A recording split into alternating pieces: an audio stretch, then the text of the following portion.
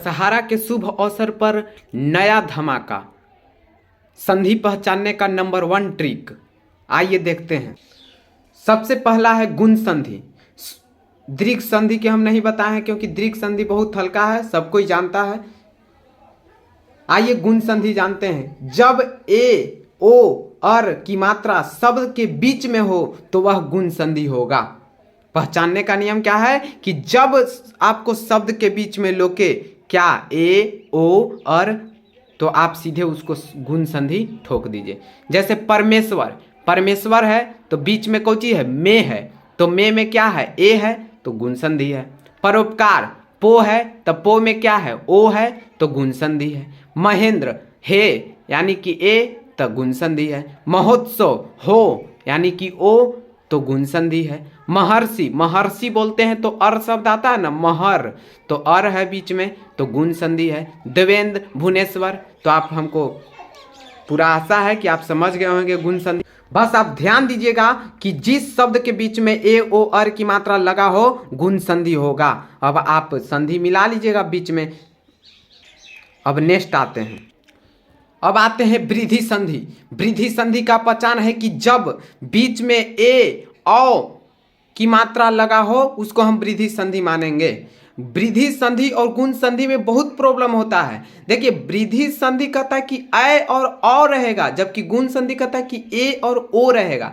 जैसे एग्जांपल है एक कैक, तो एक कैक में बीच में क्या है? कै है, तो ई में ए ना आ रहा है तो वृद्धि संधि होगा। सदैव, दैव है तो दैव में ए आ रहा है तो क्या हो जाएगा? वृद्धि संधि। बीच में देखिए महेश्वर है और महेश्वर वृद्धि संधि नहीं है, हम काट भी दिए हैं। महेश्वर वृद्धि संधि क्यों नहीं है? क्योंकि महेश्वर हे में ए आ रहा है, देखिए नीचे लिखा हुआ है ए, तो ये गुण संधि हो गया।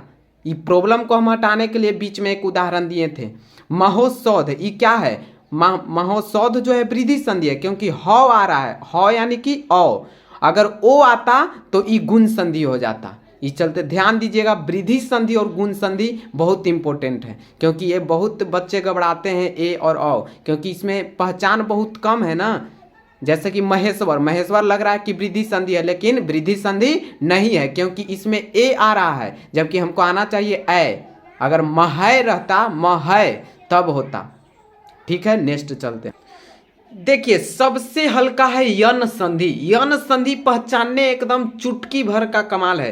कहता है कि कोई ना कोई अधूरा शब्द हो। अब कोई ना कोई अधूरा शब्द मिला लीजिएगा, कोई अगर अधूरा शब्द होगा यन संधि लगा दीजिएगा। जैसे अत्यधिक, अत्यधिक में अधूरा शब्द क्या है? आधा त है तो यन संधि होगा। इत्यादि, आधा त है, यन संधि होगा। यानी कि कोई भी शब्द अगर आपको आधा मिलता है जो पूरा शब्द न हो, वो यन संधि का पहचान है, सबसे हल्का। तो आइए अब लास्ट चलते हैं। नेक्स्ट लास्ट है आयादी संधि। आयादी संधि का पहचान है कि जिसके बीच में अय, औ, अवि की मात्रा लगा हो उसको आयादी संधि हम मारेंगे।